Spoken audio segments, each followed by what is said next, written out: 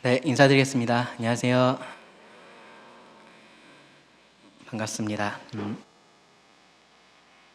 유다서 말씀을 같이 살펴보고 있습니다. 오늘은 유다서 1장 5절부터 10절을 본문으로 해서요. 과거에서 배우라 라는 제목으로 말씀을 나누려고 합니다. 과거에서 배우라 첫 번째 시간이고요. 다음 주까지 해서 10절 말씀을 나누려고 합니다. 유다서를 통해서 진리를 위한 싸움 혹은 믿음을 위한 싸움에 대한 말씀을 드리고 있습니다. 이 믿음을 위한 싸움이라는 것이요, 어떤 면에서 보면은 전면전이라기보다는 스파이전이나 혹은 테러전에 조금 더 가깝습니다. 이 거짓이라는 것이 우리가 지난주에 살펴봤었던 것처럼 교회 안에 가만히 그렇게 들어오기 때문에 그렇습니다. 사탄도 자신을 어떻게 위장한다 그러죠?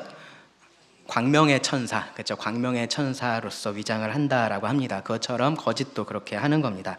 겉으로 봐서는 쉽게 그 차이가 드러나지가 않아요. 차이가 있어도 그게 그렇게 큰 차이, 무슨 결정적인 차이, 이제 그렇게 보이지도 않습니다. 보면서 그럴 수도 있겠구나, 그럴 수도 있지, 이제 그런 생각들이 들어요. 다른 사람들이 그렇게 하는 것을 보면서 그럴 수 있다라고 생각을 하다 보면은 어느새 이제 나도 그래도 괜찮겠지라는 생각에 그렇게 젖어들게 됩니다. 그러면서 이 진리를 추구하면서 치열하게 싸우는 그러한 삶을 보면서는 오히려 조금 거리를 둬요. 저렇게까지 해야 돼? 꼭 그런 생각들을 하는 거죠. 반대로 이 거짓을 따라가고 있는 그러한 삶에 대해서는 저 성도도 그렇게 하니까, 저 형제 자매도 저렇게 하니까 내가 이렇게 한다고 해서 무슨 큰 문제는 없을 것 같은데 라고 하는 그러한 위안을 받습니다. 그렇게 이 거짓이라는 것이 교회 안에 조금씩 들어오고요. 우리 성도들의 삶 속에 우리 안에 그렇게 스며들게 됩니다. 유다서는요, 그래서 그런 면에서 우리가 경각심을 갖고 깨어 있어야 된다, 분별력을 가져야 된다라고 그렇게 도전을 합니다. 그리고 그렇기 때문에 우리가 힘써서 싸워야 할 것에 대해서 말을 하고 있습니다. 나를 지키는 싸움을 해야 되는 거고요. 그리고 우리를 지키는 그런 싸움을 해야 되는 겁니다. 제가 이 말씀을 준비하고 나누면서 사실은 제 머릿속에 있는 가장 직접적인 이 말씀의 대상은 사실은 이 교회 안에 있으면서 이런 믿음의 싸움에 조금은 느슨해져 있는 그러한 분들입니다. 어떤 분들은 믿음의 싸움을 싸워 오셨는데 지금은 그렇게 하지 않으시는 분들도 계시고요. 어떤 분들은 그것을 아예 거부하고 있는 그러한 분들도 계십니다. 이 안에 있으면서 여기저기에 한 발씩 걸치고 있는 그런 경우들이 있습니다. 머뭇머뭇하는 거죠. 믿음의 결단을 내리고 있지 못하는 분들이 이 가운데는 분명히 계십니다. 그래서 이런 말씀들을 통해서 우리가 경고를 받고 교훈을 얻으려고 합니다. 여기 오늘 본문에서 끝에 7절에서 말하는 것처럼 이런 말씀들이 우리들에게 거울이 되기를 원합니다. 거울이 돼서 이 거울에 우리를 비춰보고 내가 지금 어떠한 모습인지, 잘하고 있으면 그대로 하면 되는 거죠. 그렇죠? 근데 그게 아니라면, 고쳐야 할 것들이 있다면, 바로 잡아야 할 것들이 있다면 그렇게 바로 잡을 수 있기를 원합니다. 특별히 유다는 이러한 경각심을 주기 위해서요, 오늘 본문에 보시면요, 3가지 과거의 사례를 언급을 하고 있고요. 그리고 그러한 것들을 이제 지금의 그들의 상황에 적용을 하는 것을 볼 수 있습니다. 오늘은 이 과거의 3개의 사례를 좀 살펴보려고 해요. 5절, 6절, 7절에 나오는데요. 출애굽, 그리고 천사, 타락한 천사에 대한 말씀, 그리고 소돔과 고모라에 대한 말씀입니다.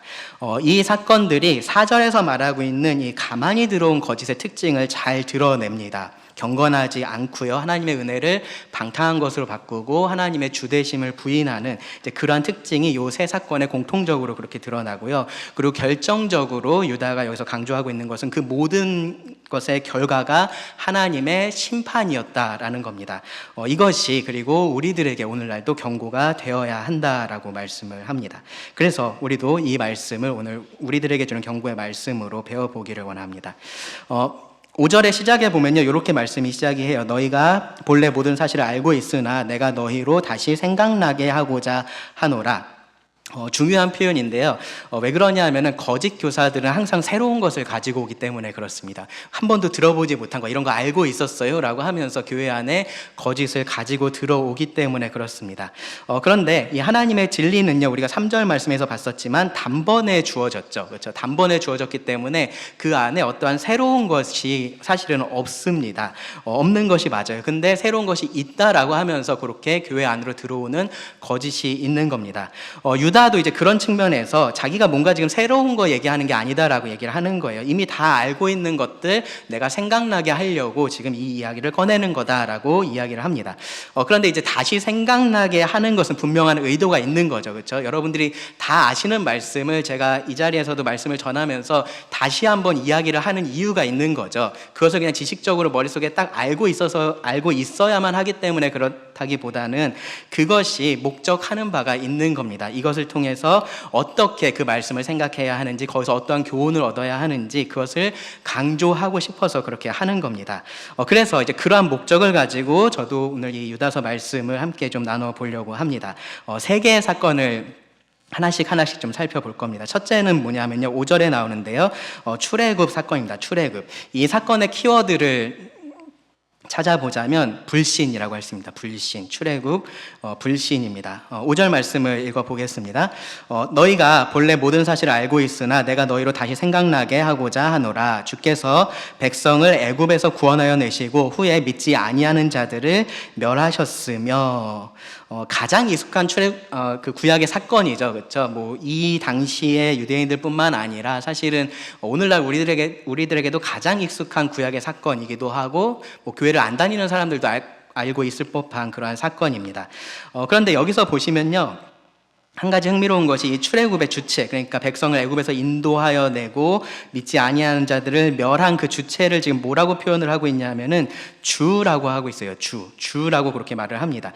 앞에 3절, 4절 말씀에서 우리가 자연스럽게 이 문맥을 좀 이어서 생각을 해보면요, 가장 자연스러운 거, 여기서 말하고 있는 주는 누구를 의미하냐면은 4절 끝에 나오는 예수님이에요. 예수님. 그래서 이제 오래된 성경 사본을 보면요, 아예 예수께서라고 그렇게 되어 있습니다. 분명하게 이야기를 한 거죠. 왜냐하면 문맥상 그것이 맞기 때문에 그렇습니다. 우리한테는 근데 그게 좀 어색하게 들려요. 예수께서 백성을 애굽에서 구원해 내셨다고 이제 그런 생각이 좀 드는 거죠. 왜 그러냐면은 이 예수라는 이름이 그 예수님께서 성육신 하시고 이 땅에 오셨을 때 주어진 이름이잖아요. 그렇기 때문에 우리들에겐 조금 어색하게 들리는 겁니다. 그런데 예수님께서 이 땅에 오셨을 때 그때부터 예수님께서 존재하기 시작하셨던 것은 아니죠. 그렇죠? 예수님은 영원하신 하나님이십니다. 그렇기 때문에 사실은 이렇게 표현하는 것이 아무런 그러한 어려움이 없습니다. 그리고 예수라는 이름의 뜻이 뭐예요? 구원자이잖아요. 그렇죠? 그래서 이 구원하고 연결지어서 지금 이 유다는 이 구약에 있었던 그 사건이 지금 이 성도들 사이에서 교회 안에서 일어나고 있는 이 일과 자연스럽게 연결이 되어 있다라는 것을 그렇게 알게 하려고 일부러 이러한 표현을 사용했다라고 생각할 수 있습니다. 출애굽에 대해서 좀 생각을 해보겠습니다. 성경을 보면은 이 출애굽 사건에 대해서 사실은 굉장히 많은 분량을 사용을 해서 자세하게 기록을 하고 있고요. 그리고 그 출애굽 사건 이후에도 이 출애굽이 계속해서 그렇게 하나님의 대표적인 구원하심의 사건으로서 언급되는 것을 우리가 볼 수 있습니다. 애굽에 내려갔었던 야곱의 가족들이 이스라엘 백성이 됐고요. 그리고 그들이 시간이 지나면서 그곳에서 노예 생활을 하게 됐습니다. 하나님은 그리고 때가 됐을 때 그들을 구원하셨습니다. 애굽 왕 바로는 보내고 싶어 하지 않았었죠. 그렇죠? 그래서 하나님께서 어떻게 하셨습니까? 10가지 재앙을 보내셨습니다. 그래서 바로가 백성을 보내게 만드셨습니다.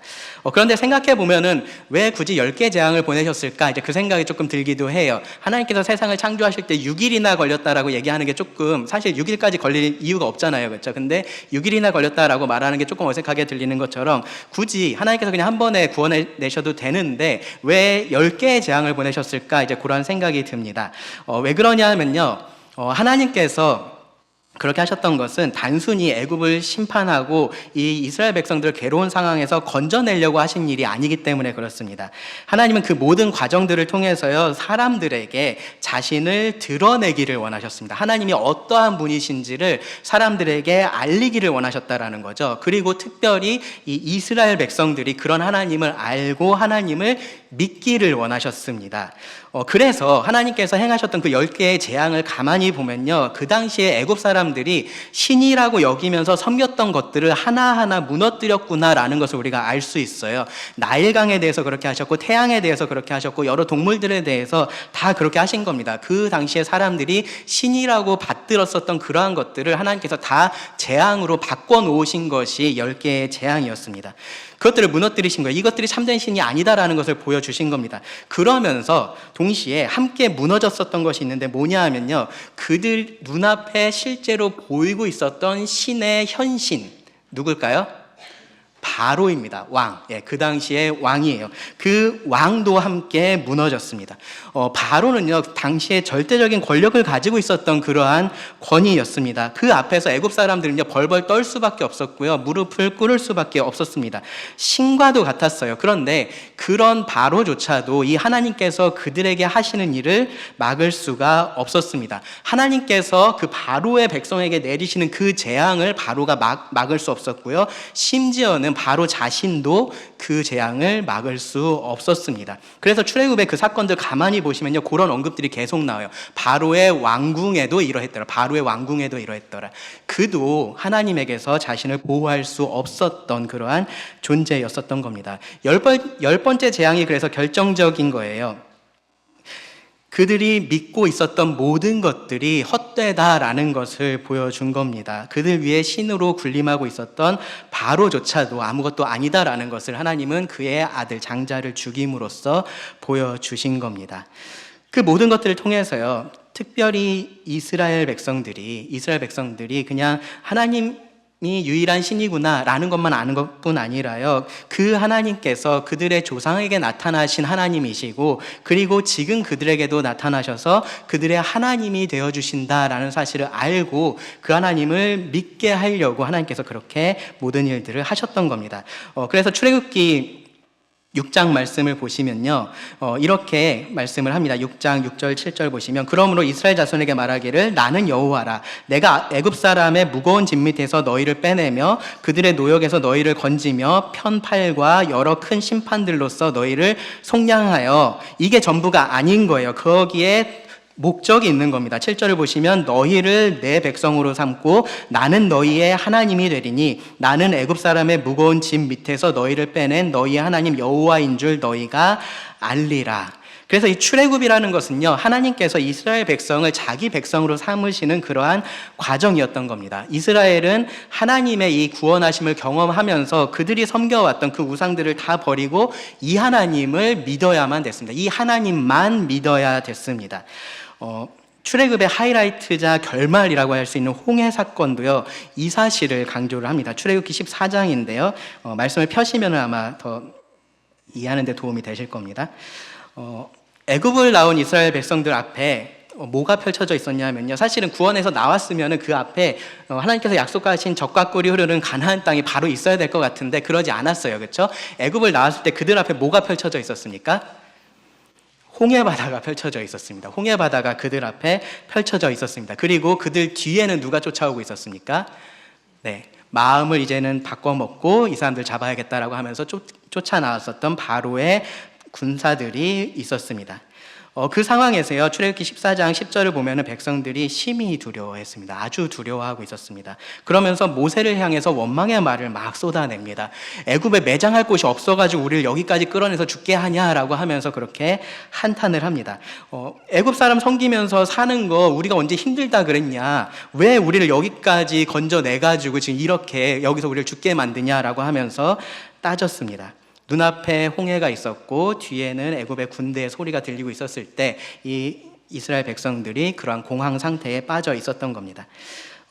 두렵지 않은 상황은 아니었겠죠. 그렇죠? 여러분들이 이 상황을 머릿속에 생각해 보시면 정말로 두려운 상황이었다라는 것을 우리가 충분히 인정할 수는 있습니다. 그런데 바로 직전까지 그들이 경험했던 것을 한번 생각을 해보세요. 바로 직전까지 하나님은 그들에게 정말로 놀라운 능력을 계속해서 보여주셨고 그것을 그들이 경험을 했습니다. 그 과정에서 단순히 하나님의 능력만 그들이 경험을 했었던 것이 아니고요, 하나님께서 그들을 정말로 특별하게 대하시는구나, 특별하게 다르게 대하시는구나 라는 것도 분명하게 알 수가 있었습니다. 유월절 사건을 통해서 그런 하나님에 대한 그들의 믿음이 한 번 시험대에 올랐었어요. 하나님께서 그들에게 이상한 명령을 주셨습니다. 죽음의 사자가 지날 건데 너희가 양을 잡아다가 그 피를 그 문에 이렇게 주위에 잘 바르면은 그러면 죽음의 사자가 그냥 건너갈 거야 라는 그런 명령을 주셨습니다. 이상하잖아요. 그렇죠? 이상한 명령을 준 겁니다. 그런데 어떻게 됐습니까? 그렇게 했을 때 정말로 살았고요, 그렇게 하지 않았을 때는 죽었습니다. 그런 일들을 이들이 경험을 했었다라는 거예요. 그러면 지금 이 상황, 정말로 이해할 수 없는 이 어려운 이 상황 속에서도 그렇게 다 하셨던 하나님이라면은 어떻게든 해 주시지 않을까라는 믿음을 이들이 가질 수 있었을 겁니다. 그런데 그들이 하나님을 믿지 못하고 있었습니다. 그 증거가 무엇이냐면요, 그들이 두려워하고 원망하고 있었다라는 거예요. 그들에게 모세가 이렇게 말했습니다. 출애굽기 14장 13절 14절에 보시면 모세가 백성에게 이르되 너희는 두려워하지 말고 가만히 서서 여호와께서 오늘 너희를 위하여 행하시는 구원을 보라. 너희가 오늘 본 애굽 사람을 영원히 다시 보지 못하리라. 하나님께서 너희를 위하여 싸우시리니 너희는 가만히 있을지어다. 네, 하나님께서 구원하실 테니까 가만히, 정말로 이번엔 정말로 아무것도 할 거 없고 그냥 가만히 그 구원하시는 모습을 보라고 한 겁니다. 이들이 봤을까요? 네, 보게 됐습니다. 그들 앞에 하나님의 구원이 펼쳐지는 모습을 보게 됐습니다. 그들 눈앞에서 그들을 가로막고 있었던 홍해가 갈라졌고요. 그리고 그 땅이 말랐습니다. 그래서 그들이 건너갈 수가 있게 됐어요. 그들의 뒤를 쫓아오고 있었던 그 애굽의 병사들은 어떻게 됐습니까? 따라서 그곳에 들어갔을 때 하나님께서 다시 물을 흐르게 하셔서 그들을 바다에 수장하셨습니다. 그 모습을 이들이 봤습니다. 그래서 그 결말에 대해서 성경이 이렇게 기록을 합니다. 출애굽기 14장 30절 31절인데요. 그날에 여호와께서 이같이 이스라엘을 애굽 사람의 손에서 구원하심에 이스라엘이 바닷가에서 애굽 사람들이 죽어 있는 것을 보았더라. 이스라엘이 여호와께서 애굽 사람들에게 행하신 그 큰 능력을 보았으므로 백성이 여호와를 경외하며 여호와와 그의 종 모세를 믿었더라. 네, 하나님께서 믿게 하시려고 이 모든 것들을 계속해서 보여주셨던 겁니다.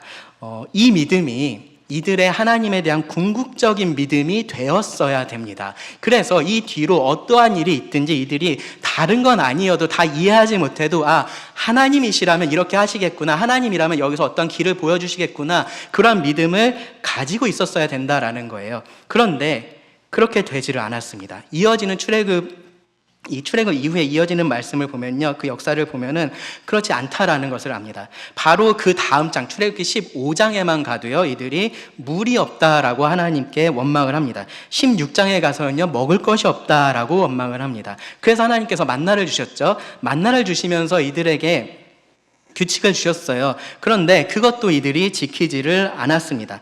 그들이 고기를 먹고 싶다고 원망하면서 울었습니다. 그 모습을 보고 모세가 하나님께 이렇게 탄식을 했습니다. 이 모든 백성을 내가 배웠습니까? 내가 그들을 낳았습니까? 출애굽 이후의 과정이나 그 후의 광야의 삶이나 당연히 쉬운 과정은 아니었다라는 것을 우리가 압니다.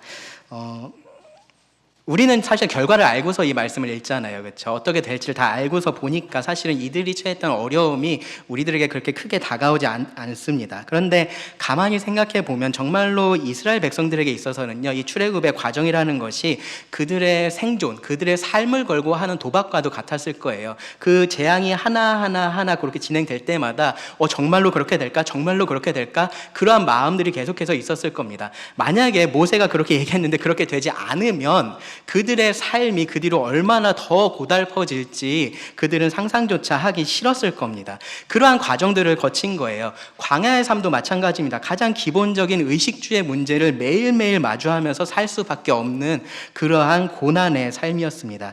그들의 고난이 실제였다라는 겁니다. 그런데 동시에 다른 분명한 또 하나의 실제가 있습니다. 뭐냐 하면은 이스라엘 백성은 하나님을 믿을 수 있을 만큼 충분히 보고 듣고 경험을 했다라는 겁니다. 하나님은 그들에게 충분히 자신을 드러내 주셨다라는 거예요. 하나님의 기적이요, 출애굽에서 그냥 끝났나요? 그렇지 않습니다. 출애굽 이후에도 하나님은 계속해서 그들을 책임지시고요, 그들을 광야길을 가도록 계속해서 인도를 하셨습니다. 매일매일 만나를 내려서 먹이셨고요, 반석에서 물이 나오게 하셨습니다. 고기를 얻을 수 없는 그곳에서 고기를 배불리 먹을 수 있게 그렇게 하셨습니다. 구름 기둥과 불 기둥이 그들을 광야에서 인도했습니다. 시내산에서 하나님의 임재를 그들이 마주하기도 했었습니다. 그 모든 것들을 통해서 그들은 하나님을 알았습니다. 하나님의 살아계심을 알게 됐습니다. 하나님이 능력 많으신 분이시다라는 것도 알았고요. 하나님이 죄를 심판하시는구나라는 것도 알았습니다. 동시에 그 하나님께서 은혜를 베푸시고 또 구원을 베푸시는 선하신 분이시구나라는 것도 알았습니다.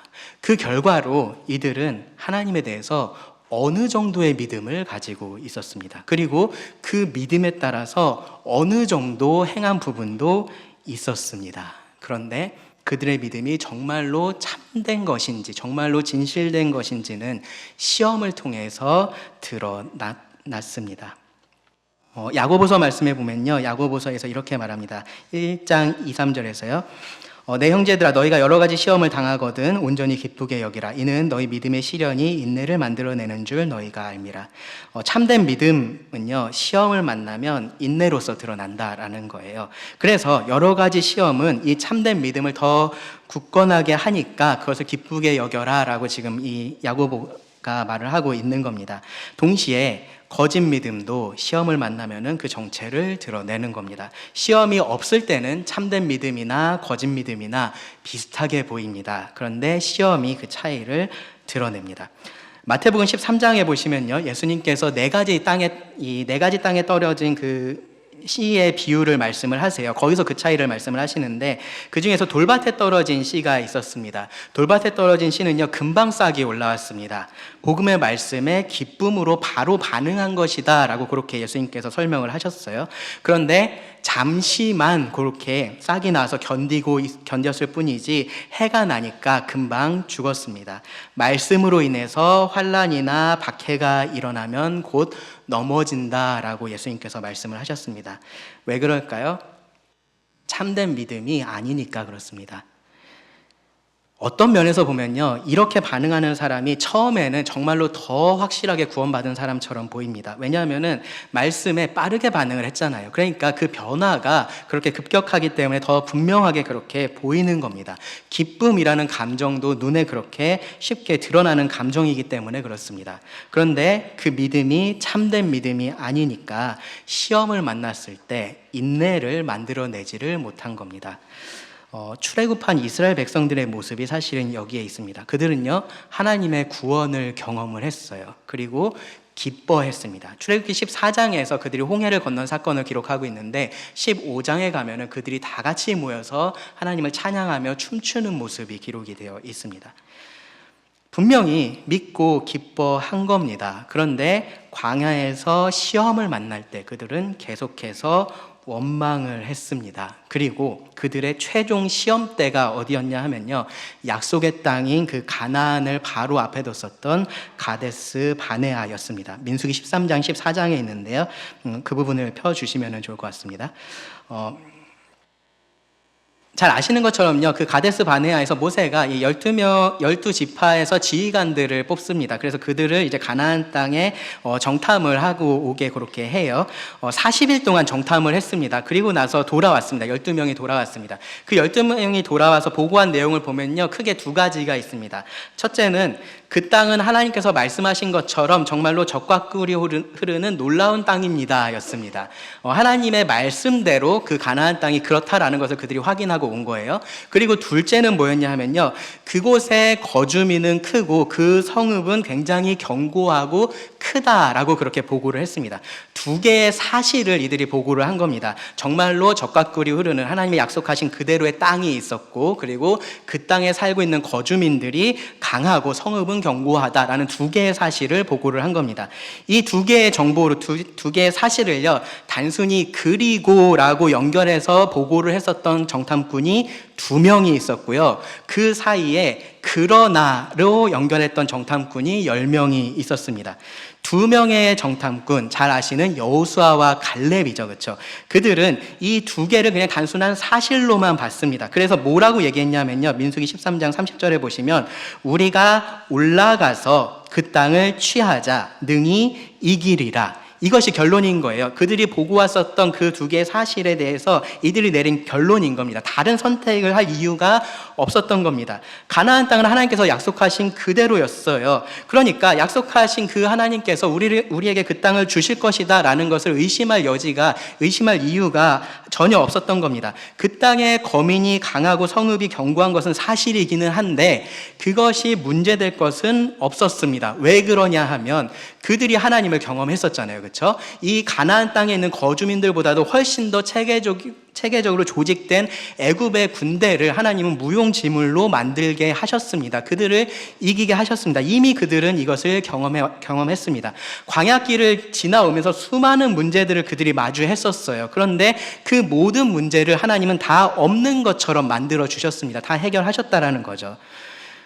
그러니까 여기서도 다른 선택을 할 이유가 없는 겁니다. 이렇게 말을 해요. 민수기 14장 7절부터 9절에 보시면 이스라엘 자손의 온 회중에게 말하여 이르되 우리가 두루 다니며 정탐한 땅은 심히 아름다운 땅이라 여호와께서 우리를 기뻐하시면 우리를 그 땅으로 인도하여 들이시고 그 땅을 우리에게 주시리라. 이는 과연 젖과 꿀이 흐르는 땅이니라. 네, 하나님께서 충분히 그렇게 하실 수 있다라는 것을 지금 여호수아와 갈렙은 믿고 있습니다. 9절에 보시면요. 다만 여호와를 거역하지는 말라. 또 그 땅 백성을 두려워하지 말라. 그들은 우리의 먹이라. 그들의 보호자는 그들에게서 떠났고 여호와는 우리와 함께 하시느니라. 그들을 두려워하지 말라 하나. 여호수아와 갈렙은요, 지금 이들에게 뭐가 필요한지 정확하게 알고 있었습니다. 하나님을 거역하지 않는 것, 그래서 두려워하지 않는 것, 믿음이 필요하다라는 것을 분명하게 알고 있었습니다. 그래서 지금 백성들에게 그렇게 얘기하고 있는 거예요. 두려워하지 말라라고, 하나님을 믿으라고 온 마음을 다해서 호소를 한 겁니다. 그런데 다른 10명이 그렇게 반응하지 않았습니다. 그 두 개의 사실, 젖과 꿀이 흐르는 땅이 있다라는 것과 그곳의 거주민이 거대하다라는 것, 그 두 개의 사실 사이에 그러나를 넣었던 10명의 정탐꾼들이 있었습니다. 그들은 여호수아와 갈렙의 말에 반대를 했습니다. 아주 격렬하게 반대를 했어요. 그러면서 이 약속의 땅이 거주민을 삼키는 땅이라고 하면서 악평을 했습니다. 그리고 그곳의 거주민들이요, 너무나 크고 장대해서 그들에 비하면 우리는 메뚜기 같다라고 그렇게 말을 했습니다. 절대로 이길 수 없다라는 거죠. 그들이 볼 때는요, 이 거주민이 강하고 성읍이 견고한 것, 이 문제는 절대적인 문제였었던 겁니다. 절대로 해결할 수 없는 문제였었던 겁니다. 그러니까 들어가지 않는 선택이 그들 앞에 보였던 겁니다. 자, 백성들이 이 보고를 듣고요, 이 의견을 들었습니다. 어느 쪽에 이들이 공조했습니까? 10명의 말에 공조했습니다. 10명의 말을 이들이 들었습니다. 그래서 민수기 14장 1절을 보면요, 이 백성들이 밤새도록 통곡을 했다라고 말합니다. 밤새도록 통곡을 했다. 그러면서 모세와 아론을 원망을 합니다. 하나님을 원망을 한 겁니다.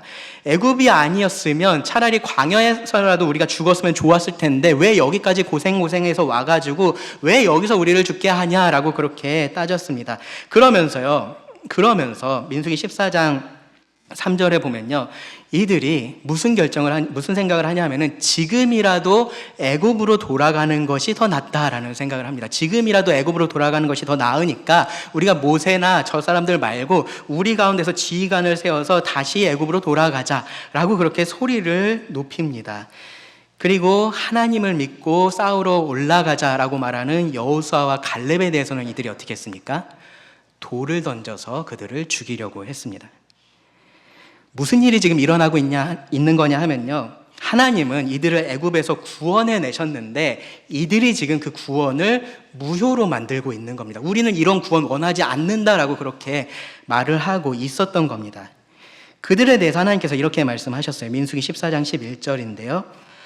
여호와께서 모세에게 이르시되 이 백성이 어느 때까지 나를 멸시하겠느냐? 내가 그들 중에 많은 이적을 행하였으나 어느 때까지 나를 믿지 않겠느냐? 불신인 겁니다. 불신. 이게 단순히 상황이 이러니까 이들이 나약해져 있었던 것이 아니었고요. 이들은 하나님을 알만한 충분한 경험을 했습니다. 정말로 넘치는 경험을 했어요. 그런데 하나님을 믿지 않기로 선택을 한 겁니다. 중간중간에 믿음처럼 보이는 일들이 있었어요. 그런데 그것이 참된 믿음의 열매가 아니었었다라는 겁니다. 그리고 마침내 이 결정적인 선택을 해야 될 이때가 왔을 때 이들은 차라리 하나님께서 그들을 구원하시기 전의 삶이 더 좋다라고 하면서 그 삶을 선택을 한 겁니다. 불신입니다. 불신. 그들에 대해서 하나님께서 심판을 선포하십니다. 민수기 14장 22절 23절에서 말합니다. 내 영광과 애굽과 광야에서 행한 내 이적을 보고서도 이같이 10번이나 나를 시험하고 내 목소리를 청종하지 아니한 그 사람들은 내가 그들의 조상에게 맹세한 땅을 결단코 보지 못할 것이요 또 나를 멸시한 사람은 한 사람도 그것을 보지 못하리라. 네, 이 하나님의 심판에서 예외는 있었습니다. 하나님을 믿었던 사람, 여호수아와 갈렙, 그 사람들을 제외하고요.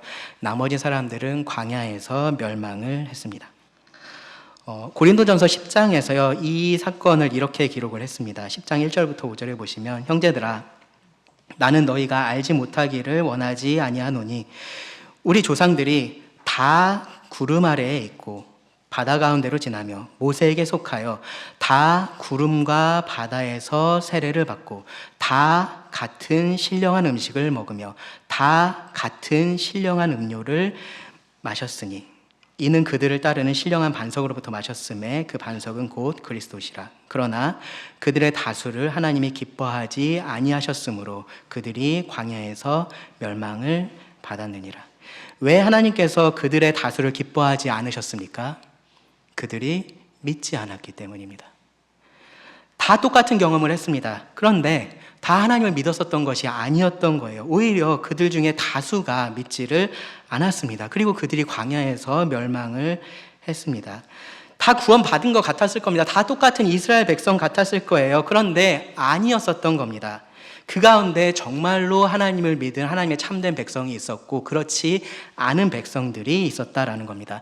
이스라엘 민족에 속해 있다고 해서 모두가 다 참된 하나님의 백성이 아니었습니다. 믿지 않는 자들은 멸망했습니다. 유다가 지금 이 사건을 이야기를 하고 있는 겁니다. 이것을 너희가 꼭 기억해야 한다라고 지금 말을 하고 있는 겁니다.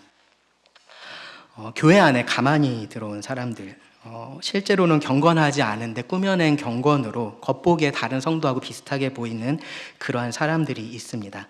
진짜 믿음은 없는데 그냥 교회 안에만 있는 그러한 사람들도 있습니다.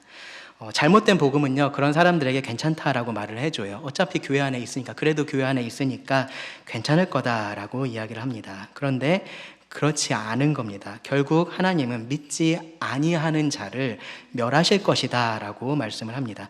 눈에 보이는 교회가 있고요, 눈에 보이지 않는 교회가 있어요. 눈에 보이지 않는 교회, 하나님께만 보이는 그 참된 교회가 있고요, 우리 눈에 보이는 이러한 교회가 있습니다. 그런데 이 눈에 보이는 교회 안에는요, 참된 성도도 있고 그렇지 않은 성도도 있는 겁니다.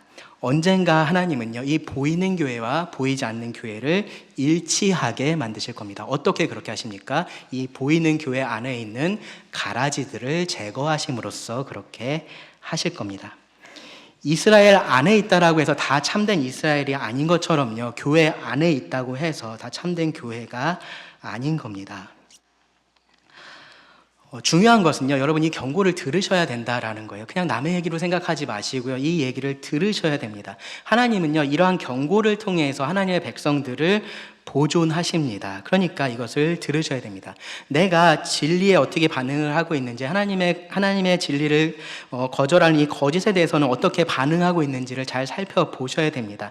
내가 그것에 대해서 지금 어떻게 반응하고 있는지 상관없이 그냥 나는 옛날에 예수님 믿기로 했었으니까, 그리고 그것 때문에 조금 기뻐하기도 했었으니까, 교회에서 그 간증 듣고 침례를 줬으니까, 교회에서 나는 열심히 일도 했었으니까 괜찮다고 생각하지 말아야 된다라는 겁니다. 믿음은 언제나 현재 진행형이어야 됩니다. 내가 지금 그 믿음을 가지고 있어야 되는 거예요. 단순히 과거에 속한 믿음은요, 불신의 또 다른 이름이다라는 것을 여러분 경고의 말씀으로 들으시기 바랍니다. 6절 말씀으로 가보겠습니다. 여기서 이제 천사에 대해서 말씀을 하고 있는데요. 타락한 천사에 대해서 말을 하고요. 여기서의 키워드는 반역이라고 했습니다. 반역. 6절 말씀을 보시면 이렇게 말합니다. 또 자기 지위를 지키지 아니하고 자기 처소를 떠난 천사들을 큰 날의 심판까지 영원한 결박으로 흑암에 가두셨으며, 이 말씀이 이제 과거의 어떤 사건을 분명히 지칭하고 있을 텐데 그것이 어떤 사건인지를 특정하기가 사실은 쉽지가 않습니다.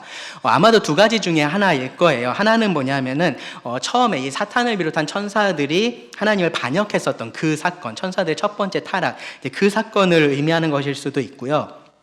둘째는 창세기 6장에 기록된 홍수 이전의 상황을 지칭하는 것일 수도 있습니다. 창세기 6장에 보시면 하나님의 아들들이 이제 사람의 딸들을 그렇게 취하는 그런 모습들이 있는데 거기서 하나님의 딸들을 천사로 본다면 아마 이 말씀이 그것을 지칭하는 것이다라고 그렇게 볼 수도 있을 겁니다.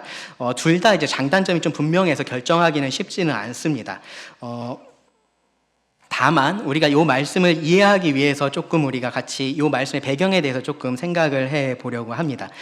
말씀 자체가 강조하는 것은 뭐냐면요, 천사에게 하나님께서 정하신 지위가 있다라는 거예요. 처소가 있다라는 겁니다. 자기 지위, 자기 처소라고 표현이 되어 있죠. 하나님께서 그것들을 정해 두셨는데 이 천사들 중에 일부가 그 하나님께서 정하신 지위를 지키지 않고 그것을 떠났습니다. 처소를 떠났습니다. 그리고 그것 때문에 하나님은 이 심판의 때까지 그들을 결박으로 흑암에 가두어 두셨다라고 지금 그렇게 말씀을 하고 있는 겁니다. 천사에 대해서 우리가 조금 생각을 해볼 필요가 있어요. 이 천사라는 이름의 의미가 메신저이잖아요. 그렇죠? 메신저. 쉽게 말하면 심부름꾼입니다. 하나님의 심부름꾼이에요. 천사들은 하나님을 가장 가까이에서 섬기는 그러한 존재들로서, 영적인 존재로서 창조된 그러한 존재입니다. 직접적으로 하나님을 섬기는 일을 해요. 예배하는 일들을 합니다. 우리가 그런 것들을 볼 수 있는데요. 근데 그런 것 말고도 하나님의 뜻에 따라서 여기저기 다니면서 여러 가지 일들을 하는 것도 우리가 볼 수 있습니다. 하나님께서 선포하신 메시지를 사람을 찾아가서 그것을 전달해 주기도 하고요. 혹은 심판을 집행하는 그러한 일들을 하기도 합니다. 예수님의 생애 가운데서도 보면 이런 천사들이 그렇게 언급되는 장면들이 있는 것을 볼 수 있어요. 예수님께서 처음에 시험 당하시고 나서 광야에 계실 때 천사들이 그렇게 수종들었다라는 말씀이 있습니다. 중요한 것은 뭐냐면요, 이들은 하나님과 아주 가까이에 있으면서 하나님의 일들을 하는데 그러한 하나님의 직접적인 권위 아래서 그렇게 한다라는 거예요. 이 천사들이 그래서 그러한 존재와 사역에 있어서 하나님과 가깝기 때문에 성경을 보면 천사들을 하나님의 아들들이라고 그렇게 표현을 하기도 합니다.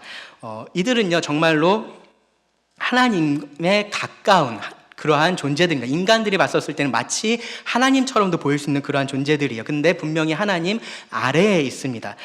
하나님처럼 전능하지 않습니다. 그런데 분명히 우리들보다는 뛰어난 능력을 가지고 있습니다. 하나님처럼 전지하진 않습니다. 그런데 굉장한 지혜를 가지고 있습니다. 하나님처럼 어느 곳에서나 편재하지는 못해요. 그런데 아주 빠르게 이곳 저곳을 다닐 수 있습니다. 그래서 에스겔 28장 12절을 보면요, 타락하기 전에 사탄의 모습에 대해서 이렇게 표현을 해요. 완전한 도장이었고 지혜가 충족하며 온전히 아름다웠도다. 그리고 에스겔 28장 15절에서는요, 네가 지음을 받던 날로부터 너의 모든 길에 완전하더니 라고 그렇게 표현을 합니다. 그만큼 아름답고 위대한 존재라는 겁니다. 천사들이요. 그런데 아무리 그렇다고 해도 그들의 위치는, 그들의 처소는 정해져 있었다라는 겁니다. 그들은 하나님 아래에 있어야 하는 그런 존재들이었습니다. 하나님 아래서 하나님을 섬겨야만 했습니다. 하나님께서 그 자리를 정해 주셨고요. 그들은 그 자리를 지켜야 됐었던 거예요. 그런데 그 자리를 지키지 않고 떠난 겁니다. 천사들 중에 일부가 그렇게 했고요. 사탄이 그 선봉에 있었습니다. 이사야 말씀에 보시면 이렇게 말해요. 이사야 14장 13절 14절에 보시면요, 네가 네 마음에 이르기를 내가 하늘에 올라 하나님의 뭇별 위에 내 자리를 높이리라. 내가 북극 지폐의 산 위에 앉으리라. 가장 높은 구름에 올라가 지극히 높은 이와 같아지리라 하는도다. 하나님 아래에 하나님께서 그 자리를 정해 두셨는데 그것을 원하지 않았던 겁니다. 그렇죠? 그곳을 떠나서 더 높은 곳으로 가고 싶어 했던 거예요. 반역한 겁니다. 그 결과가 어떻게 됐느냐? 이사야 14장 12절을 보시면요. 너 아침의 아들 계명성이여 어찌 그리 하늘에서 떨어졌으며 너 열국을 엎은 자여 어찌 그리 땅에 찍혔는고. 높아졌습니까? 낮아졌습니까?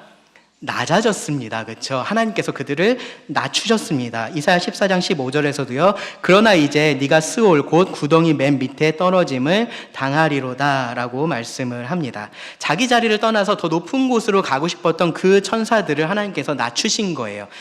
성경의 여러 말씀들을 우리가 종합해 보면요. 알 수 있는 게 뭐냐면은 하나님께서 그렇게 타락한 천사들의 일부는 심판의 때까지 결박을 해두신다라는 것을 알 수 있어요. 어느 장소에 그들을 묶어두셔서 그들이 활동하지 못하게 막으신다라는 것을 알 수 있고요. 그런데 일부는 여전히 그냥 활동을 하게 그렇게 두시는 것을 볼 수 있습니다.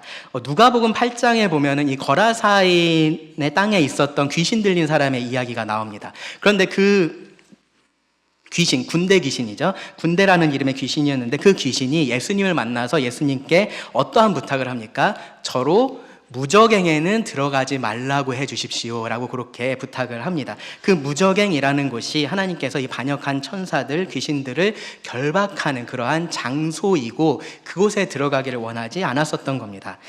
베드로후서 2장 4절에도요 이 비슷한 사실을 말씀을 해요.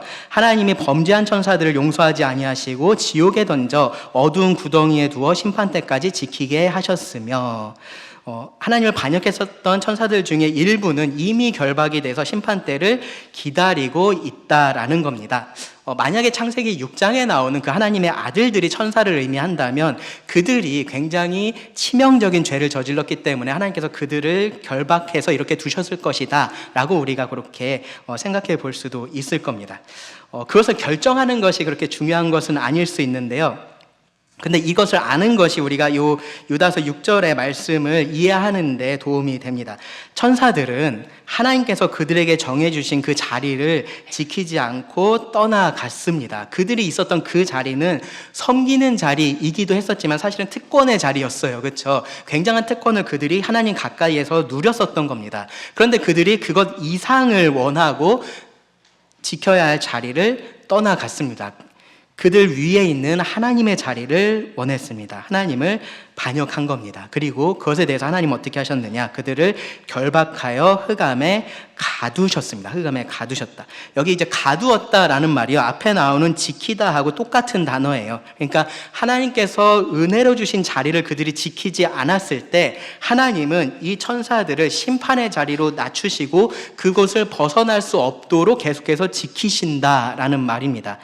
심지어 그들이 지금 결박되어 있다라고 했는데요. 이것이 심판의 끝도 아닙니다. 하나님은 그들을 위한 큰 날의 심판을 준비하셨다라고 말을 해요. 이들이 절대로 이 심판을 피할 수가 없습니다. 아무리 위대한 천사라고 해도 이 하나님의 심판을 피할 수가 없는 겁니다. 그럼 이것을 통해서 지금 무엇을 말하고 싶은 거냐? 이들이 하나님을 반역했습니다. 하나님의 주권을 부인을 한 겁니다. 하나님의 주권을 부인한 것 우리가 4절에서 우리가 살펴봤었습니다. 하나님을 부인하고 반역한 자들에게 이러한 예정된 결말이 있다라고 지금 말을 하고 있는 겁니다. 빌립보서 말씀을 여러분 기억하실 겁니다. 빌립보서 2장에 보시면요. 하나님께서 예수님을 모든 이름 위에 뛰어난 이름을 주겠다라고 하셨어요. 그리고 하늘에 있는 자들과 땅에 있는 자들 그리고 땅 아래에 있는 자들이 그 예수의 이름 앞에 무릎을 꿇게 될 거다라고 말씀을 하십니다. 하늘에 있는 자들, 땅에 있는 자들, 땅 아래에 있는 자들 모든 천사와 모든 사람들을 지칭하는 표현들입니다. 하나님을 반역한 존재든지 혹은 하나님의 편에 선 자든지 모두를 지금 말을 하고 있는 겁니다. 그 모두가 예수님의 이름 앞에 무릎을 꿇게 될 겁니다. 그 앞에 백성으로서 하나님의 편 사람으로서 있다면요. 그 사랑의 주 앞에 예배하는 자로서 무릎을 꿇게 될 거고요. 만약에 그 예수님 앞에 반역자로서 서 있다면 그 심판하시는 주님 앞에서 복종하는 무릎을 꿇을 수밖에 없는 겁니다. 그러니까 이 천사들의 과거를 통해서 우리가 경고를 받아야 되는 겁니다. 천사도 자기 자리를 지키지 않고 하나님의 주대심을 부인하면서 반역을 했을 때 그들은 영원한 심판의 대상이 됐습니다. 더 나은 자리를 차지할 수 있을 거라고 생각을 했겠지만 착각이었던 거죠. 우리도 똑같다라는 겁니다. 우리도 똑같은 일을 하면 결국은 똑같은 결말을 맞이할 수밖에 없다라는 겁니다. 믿고 구원받았다라고 말을 하는데 예수님을 주인으로 시인하고 살지 않으면요, 그 앞에 기다리고 있는 것이 영원한 천국이 아니다라고 말씀을 하고 있는 거예요. 예수님을 주여라고 그렇게 불렀는데 자기 뜻대로 살았던 사람에 대해서 예수님은 내가 너희를 도무지 알지 못하니 불법을 행하는 자들아 내게서 떠나가라 라고 그렇게 말씀을 하셨습니다. 그러니까요, 여러분, 하나님께서 정하신 그 자리를 떠나도 괜찮다라고 말하는 사람들을 여러분 조심하시기 바랍니다. 그런 삶을 사는 사람하고 여러분 함께 하지 마시기 바랍니다.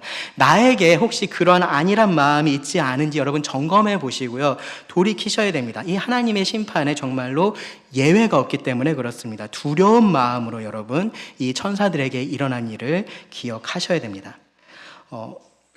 천사 얘기가 조금 거리감 있게 들렸으면요, 마지막 다시 이제 우리들의 이야기로 돌아옵니다. 7절인데요, 소돔과 고모라 사건이고요. 여기서는 방탕이 키워드입니다. 7절 말씀을 보시면요, 소돔과 고모라와 그 이웃 도시들도 그들과 같은 행동으로 음란하며 다른 육체를 따라가다가 영원한 불의 형벌을 받음으로 거울이 되었느니라. 소돔과 고모라도요, 이제 가장 유명한 사건 중에 하나죠. 그렇죠? 우리가 잘 알고 있는 그러한 사건입니다. 이 소돔과 고모라가 처음 언급된 것이 창세기 13장이에요. 그 13장에 보시면 아브라함과 함께 이제 롯이 길을 가고 있었죠. 같이 그렇게 생활을 하고 있었습니다. 그러다가 이제 때가 돼서 더 이상 우리가 같이 못하겠다, 이제 우리 각자의 길을 가야 된다라고 그렇게 결정을 하고요, 아브라함이 롯에게 이렇게 선택권을 줍니다. 롯이 이렇게 봅니다. 앞에 있는 땅을 보니까 저 앞에 좋은 땅이 있습니다. 물이 넉넉했고요. 그리고 성경의 표현에 보면은 여호와의 동산과 같았다라고 표현을 합니다. 그곳이 바로 소돔이었습니다. 소돔과 고모라와 다른 여러 도시들이 있었던 그곳이었습니다. 좋은 땅이었던 거죠. 그런데 그 창세기 13장에 보면요, 그곳의 사람들에 대해서 이렇게 표현을 합니다. 여호와 앞에 악하며 큰 죄인. 왜 이러한 표현이 사용되었는지는 우리가 창세기 19장에 가면은 알 수 있습니다. 창세기 19장을 보면요, 두 천사가 그 소돔에 이르렀습니다. 이 두 천사는 인간의 모습을 하고서 아브라함을 찾아갔었고요, 지금 이 소돔의 심판을 선고하러 그곳에 도착을 한 그러한 상황이었습니다. 그 모습을 롯이 봤어요. 그리고 그들을 자기 집으로 영접을 했습니다. 같이 식사를 했고요. 그리고 잠자리를 아마 준비를 하고 있었을 텐데 그때 많은 사람들이 이 롯의 집을 찾아왔습니다. 손님을 보려고 온 거예요. 그런데 그들이 좋지 않은 목적을 가지고 손님을 보러 왔습니다. 창세기 19장 4절 5절을 보시면 이렇게 말을 합니다. 그들이 눕기 전에 그 성사람 곧 소돔 사람들이 노소를 막론하고 원근에서 다 모여 그 집을 애워싸고 롯을 부르고 그에게 이르되 오늘 밤에 너에게 온 사람들이 어디 있느냐, 이끌어내라, 우리가 그들과 상관하리라. 여기 상관하리라는요, 성행위에 대한 완곡어법이에요. 그리고 이들을 찾아왔었던 소돔 백성들은 사실은 소돔 남자들이었습니다. 소돔의 남자들이 노소, 나이 많은 사람, 적은 사람을 막론하고 원근에서 멀리 있는 사람, 가까이 있는 사람들 상관없이 다 몰려와서 그들을 찾아온 이 새로운 남자들을 내놓으라라고 그렇게 말을 하고 있는 그런 상황입니다. 유다서 7절 말씀을 다시 한번 보시면요, 이 소돔의 죄에 대해서 뭐라고 표현을 했냐면은 음란하며 다른 육체를 따라가다가 라고 표현을 했습니다. 음란하며 다른 육체를 따라가다가. 천사들이 자기 지위를 지키지 않고 다른 것을 원했었던 것처럼 이 사람들도 그들에게 허락되지 않은 다른 것을 원하고 있었던 겁니다. 성적인 욕망에 사로잡혀서 이 사람들이 더 큰 자극, 새로운 자극을 추구하고 있었던 거예요. 아내로서 만족하지를 못하고 다른 여자를 원하고 있었던 거고요, 여자로서 만족을 하지 못하고 남자를 원하는 일이 이 안에 가득했었던 겁니다. 노소를 막론하고 원근에서 다 모였다라고 얘기를 하죠. 그 안에서 그러한 일들이 난잡하게 일어났었던 거고요. 그 가운데 새로운 두 사람이 오니까 이 사람들이 거기에 모여들었었던 겁니다. 거기에 또 하나 놀라운 일이 있어요. 롯이 그것에 대해서 어떻게 반응했는지를 보세요. 창세기 19장 6절 8절 보시면 롯이 문 밖에 무리에게로 나가서 뒤로 문을 닫고 이르되 청하노니 내 형제들아 이런 악을 행하지 말라. 내게 남자를 가까이 하지 아니한 두 딸이 있노라. 청하건대 내가 그들을 너희에게로 이끌어내리니 너희 눈에 좋을 대로 그들에게 행하고 이 사람들은 내 집에 들어왔은즉 이 사람들에게는 아무 일도 저지르지 말라. 네, 좋은 주인이죠. 좋은 주인입니다. 그럼 대체 무슨 아버지일까요? 네. 아버지로서 할 수 없는 말을 지금 하고 있습니다. 소돔에 이런 죄가 가득했었다라는 겁니다.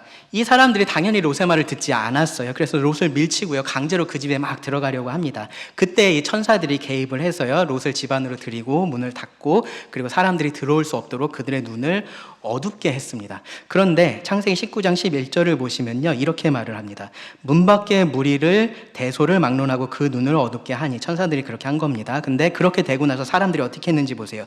그들이 각자 집으로 돌아가니라 라고 되어 있나요? 아닙니다. 그들이 문을 찾느라고 헤매었더라. 네. 그렇게 된 상황에서도 계속해서 그 안에 들어가서 이 남자들을 꺼내내려고 이들이 노력을 하고 있었다라는 겁니다.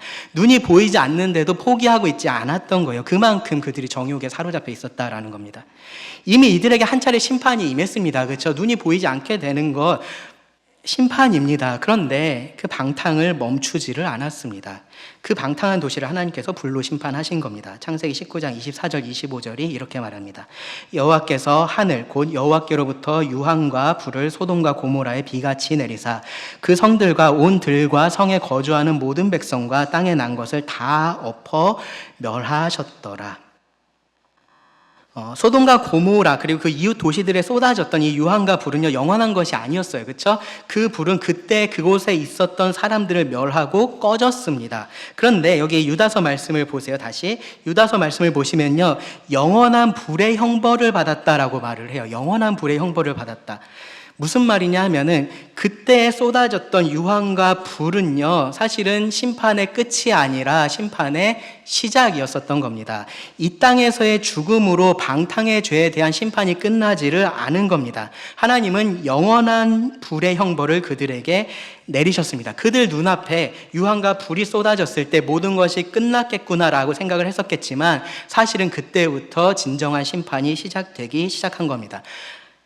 하나님의 은혜를 방탕한 것으로 바꿀 수 있다라고 생각하신다면요, 여러분, 이 소돔과 고모라에 있었던 이 과거를 기억을 하셔야 됩니다. 방탕한 삶은 지금의 즐거움을 줘요. 그렇죠? 당장의 즐거움을 줍니다. 그래서 그 즐거움을 원하는 사람은요, 더 방탕한 삶을 추구하게 됩니다. 그러면서 나한테 즐거움을 주는 이러한 삶이 잘못됐다라는 생각도 하지를 못합니다. 오히려 그렇게 살지 않는 사람이 이상해 보여요. 이렇게 살면 되는데 뭐 저렇게 힘들게 살아라는 생각이 듭니다. 소돔의 심판이 결정이 되고 나서요, 천사들이 롯에게 무슨 얘기를 했냐면요, 가서 네 친척들 가까운 사람들이 있으면 이제 이런 일이 일어날 거라는 것을 알려라 라고 얘기를 했습니다. 롯이 가서 자기 사위들에게 그 사실을 알렸습니다. 그들이 어떻게 했습니까? 그 말을 농담으로 여겼다라고 그렇게 성경이 기록을 합니다. 그들 입장에서는요, 심각하게 받아들일 이유가 하나도 없는 겁니다. 지금 하나님의 은혜를 이용해서 방탕한 삶을 즐기고 있는 이 상황이 그들에게는 즐거웠었던 거예요. 그리고 실제로 똑같은 일을 지금의 사람들도 그렇게 하고 있는 겁니다. 하나님은 소돔과 고모라를 심판을 하셨습니다. 하늘에서 불과 유황이 비처럼 쏟아졌다라고 얘기를 해요. 그 모습을 롯의 사위들도 봤겠죠. 그렇죠? 그 모습을 보면서 롯의 말이 진짜였구나라는 것을 깨달았을 겁니다. 그 말이 사실이었다라는 것을 알았을 거예요. 근데 늦었습니다. 롯을 통해서 하나님은 그 사위들에게 마지막 은혜를 베푸셨던 겁니다. 마지막 은혜를 그들에게 보여주셨는데 그들은 그것조차도 농담으로 여기면서 방탕한 것으로, 지금을 즐기는 것으로 그렇게 바꾸었고요. 돌이킬 수 없는 영원한 하나님의 심판에 빠져 들어간 겁니다. 정말로 비참하고 정말로 안타까운 일입니다. 유다가 이 사실을 다시 우리들에게 꺼내고 있는 이유는요, 그냥 과거에 이런 일이 있었대라는 얘기를 하고 싶은 게 아니에요. 그냥 이 사람들, 정말로 불쌍하게 죽었네, 우리가 추모해주자, 그런 마음을 갖자고 얘기하고 있는 것도 아닙니다. 이것이 지금 은혜를 방탕한 것으로 바꾸고 있는 사람들에게 거울이 되기를 원했습니다. 거울이 되어야만 했습니다. 그래서 지금 괜찮다라고 생각하는 이 상황이 정말로 괜찮지 않다라는 것을 깨닫기를 원했습니다. 누구도 이 소돔의 백성 같은 결말에 이르게 되지 않기를 원하고 있었습니다. 그래서 경고를 하고 있는 겁니다. 하나님의 은혜를, 하나님께서 계속해서 베풀어 주시고 있는 이 은혜를, 이 은혜의 시간을 방탕한 것으로 계속해서 바꾸면서 살아가고 있다면, 계속해서 내 뜻대로만 그렇게 살아가고 있다면 나는 지금 불과 유황으로 타는 그 둘째 사망을 향해서 가고 있다라는 것을 알라라고 말을 하고 있는 겁니다. 그리고 그것을 알고 지금이라도 그 길에서 돌이켜라라고 말을 하고 있는 겁니다. 그렇게 하지 않으면 심판이 예정되어 있습니다. 오늘 말씀이요, 정말로 엄중한 경고의 말씀입니다. 여러분, 이 말씀을요, 여러분 각자의 입장에서 정말로 잘 받아들이실 수 있기를 바랍니다. 하나님 분명히 말씀하셨고요, 분명히 보여주셨습니다. 기록해 두셨어요. 나중에 돼서 진짜인지 몰랐어요 라고 그렇게 핑계할 수 없는 겁니다. 이스라엘 백성들, 천사들, 소돔과 고모라의 사람들 누구도 하나님 앞에서 핑계할 수 없었습니다. 그들의 불신에 대해서, 그들의 반역에 대해서, 그들의 방탕에 대해서 자기 자신이 아니라 다른 누군가에게 그 책임을 전가할 수가 없습니다. 하나님은 그들에게 책임을 물으셨고요, 그들을 심판하셨습니다. 오늘날 우리들에게도 하나님 똑같이 하실 겁니다. 그러니까 여러분, 이 경고의 말씀을 들으시기 바랍니다. 혹시라도 지금 이 멸망의 길을 따라가고 계시면요, 지금 내 삶의 방향을 바로 잡으시기를 바랍니다. 거짓 위로와 평안과 기쁨에 머물러 있지 마시기 바랍니다. 그런 것들로 인해서 괜찮다라고 생각하지 마시고요, 성경에서 말하고 있는 이 진리로 여러분 나오시기를 바랍니다. 여러분, 이게 하나님의 또 다른 은혜입니다. 정말로 하나님께서 여러분들에게 은혜로서 해주시는 말씀입니다. 어쩌면요, 누군가에게는 이것이 마지막 은혜일지도 모릅니다. 여러분, 이 은혜의 말씀에 오늘 응답하시기를 바랍니다. 기도하고 말씀 마치겠습니다. 하나님, 오늘 말씀이 정말로 우리에게 경고가 되고 또 거울이 됩니다. 성경에 기록된 이 말씀들이 단순히 지금을 그냥 잘 살아보라고 그렇게 꾸며낸 이야기들이 아니라 역사적으로 실제로 일어났었던 사실임을 기억을 합니다. 하나님, 우리 중에 있는 누구도 이 정해진 멸망의 길을 따라가지 않도록 은혜를 내려주시기를 원합니다. 오늘 하나님의 말씀을 들을 때에 그 마음을 완고하게 하지 않고 겸손히 그 말씀을 따를 수 있게 하여 주시기를 구합니다. 우리가 기쁘게 또 끝까지 이 믿음의 삶을 살아갈 수 있는 힘을 하나님께서 우리들에게 주십니다. 그 하나님을 우리가 믿으며 하루하루 또 살아갈 수 있는 은혜를 더하여 주시기를 구합니다. 들은 말씀을 주님께 맡기며 예수님의 이름으로 기도드립니다. 아멘.